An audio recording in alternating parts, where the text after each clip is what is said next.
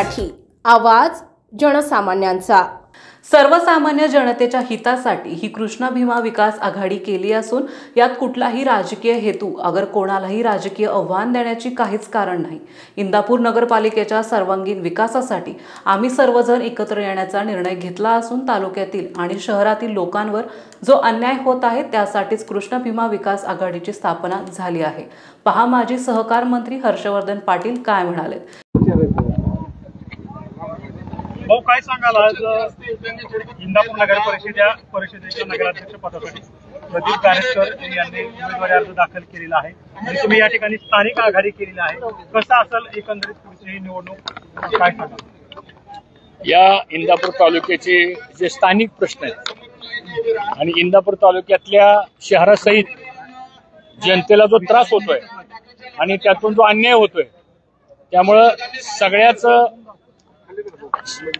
विचाराच्या लोकांनी एकत्र यायचा निर्णय घेतला आणि त्याचं प्रतिबिंब म्हणून ही कृष्णा भीमा विकास आघाडी ही स्थापन झालेली आहे आणि त्याप्रमाणे सर्वानुमते प्रदीप गारटकर यांचा अर्ज हा नगराध्यक्ष पदासाठी आणि खाली 20 उमेदवार असं 21 लोकांचं आघाडीच्या वतीनं आम्ही पॅनल तयार केलेलं आहे आणि त्याचं अर्ज दाखल करण्याचं काम आज झालेलं आहे। का हा निर्णय का घेतला, तुम्ही स्वतंत्र निवडणूक का लढली नाही? त्याचं कारण असं आहे की या शहरामध्ये अनेक प्रश्न आहेत, या शहरातले अनेक सामाजिक प्रश्न आहेत, या शहरातले विकासाचे प्रश्न आहेत। या शहरामध्ये जर आपण आपसात भांडत बसलो तर मताचं विभाजनही होईल आणि मग लोकांच्या मनात अपेक्षा आहे की चांगलं प्रशासन नगरपालिकेमार्फत मिळावं आणि चांगली माणसं ह्या नगरपालिकेमध्ये पदावरती यावीत, हे जनतेचा रेटा होता आणि म्हणून ही आघाडी आपण स्थापन केलेली आहे।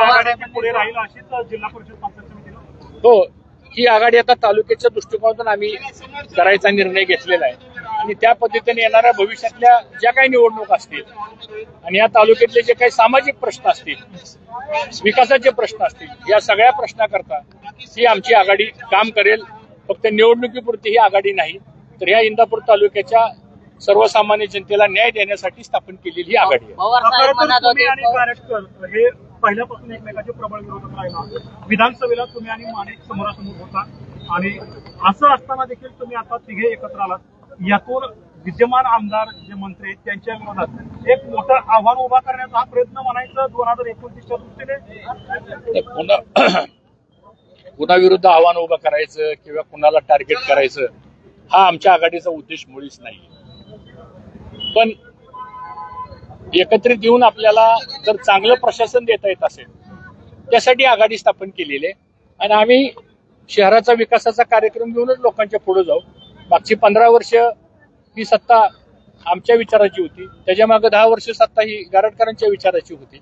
आता ही सगळेच अनुभवी माणसं, ज्यांना विकास माहिती, ज्यांना ह्या शहराचे छोटे मोठे सगळे प्रश्न माहिती, या सगळ्यांचा अनुभव मला असं वाटतं एक चांगलं प्रशासन देण्यामध्ये होईल, तशा पद्धतीचा हा निर्णय आहे। शरद पवारांनी सांगितलं होतं की भाजप सोडून कुठल्याही पक्षाची करा, भाजप आणि राष्ट्रवादी शरद पवार गट एकत्र नाही, तुम्ही त्याचा अर्थ वेगळा काढायला। पवार साहेबांनी हे सांगितलं की स्थानिक लेवलला तुम्ही आघाड्या करा, ही आमची आघाडी आहे, ही आघाडी आहे आणि ह्या आघाडीचं कॉमन चिन्ह हे आम्हाला आता रिटर्निंग ऑफिसर देतील। त्यामुळं स्थानिक लेवलला आघाड्या तुम्ही करा, अशा प्रकारचा सगळ्याच पक्षांच्या नेत्यांनी हा आदेश दिलेला आहे।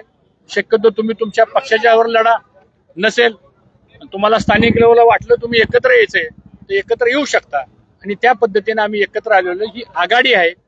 या आघाडीमध्ये निवडणूक आयोग जे चिन्ह दिलं आम्हाला त्या चिन्हाप्रमाणे आघाडीचं काम। स्थानिक निवडणुकांमध्ये राजकीय पक्षांच्या विचारांना महत्व नाही, राजकीय पक्षांचे विचार हे धोरणं राबवण्यासाठी, विकास करण्यासाठी असतात आणि साहजिकच आहे एखादी आघाडी निर्माण झाली, सत्तेत आल्यानंतर सरकारला त्यांना मदत करावीच लागते ना।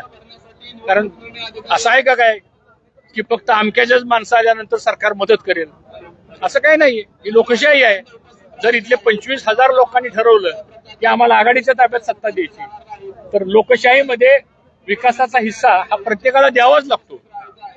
आणि मला असं वाटतं की त्या पद्धतीने पुढची वाटचाल होईल. तुम्ही राज्याचं नेतृत्व केलेलं आहे. पुणे जिल्ह्यातला एक महत्वाचा सगळ्या निवडणुकांमध्ये एक दिसतंय, अजित पवारांना रोखण्यासाठी भाजप, शरद पवार गट, शिवसेना सगळेच एकत्र आले. असं काही कोणाला रोखण्यासाठी आणि कोणाला अडचण करण्यासाठी नाही, तर स्थानिक लेवलला कार्यकर्त्यांना न्याय मिळावा, चांगल्या कार्यकर्त्याला संधी मिळावी, युवक लोकांना संधी मिळावी आणि निवडून आणण्यासाठी अनेकांची मदत लागते. या सगळ्या विचारानं ही आघाडी स्थापन झाली आहे. त्यामुळं मला असं वाटतं नवीन नेतृत्व या अशा स्थानिक आघाडीच्या माध्यमातून पुढे येईल आणि त्यांना न्याय मिळेल. अशी चर्चा बहुत सुरू झालेली आहे की आता तुम्ही जिल्हाध्यक्ष गारटकर यांनी राजीनामा दिलेला आहे आणि तुम्ही सगळे एकत्र आलेला आहात. आता यापुढे गारटकर पुन्हा भाजपमध्ये जातील, तुम्ही सगळे एकत्र आलात आणि एक मोठी भाजप या ठिकाणी पुढे येईल. काय मला असं वाटतं की तुम्ही आमच्या एकत्रितचा राजकीय अर्थ जे तुम्ही काढताय, राजकीय अर्थासाठी ही आघाडी नाहीये. मी पुन्हा एकदा सांगतो, ही आघाडी शहराकरता आणि तालुक्याकरता जो सामान्य लोकांच्या वरती अन्याय होतोय आणि वेगळी माणसं जर लढली तर त्या सामान्य माणसाला कोण न्याय देणार.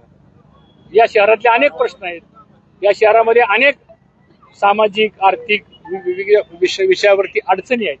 त्यासाठी आम्ही आघाडी स्थापन केलेली आहे. कोणाला रोखण्यासाठी आणि कोणाला अडवण्यासाठी नाही. पब्लिकला सगळं माहित असतं, जनता खूप हुशार आहे, ते ठरवते काय करायचं ते आणि आम्ही हा सगळा फॉर्म्युला घेऊन लोकांच्या पुढे जाऊ.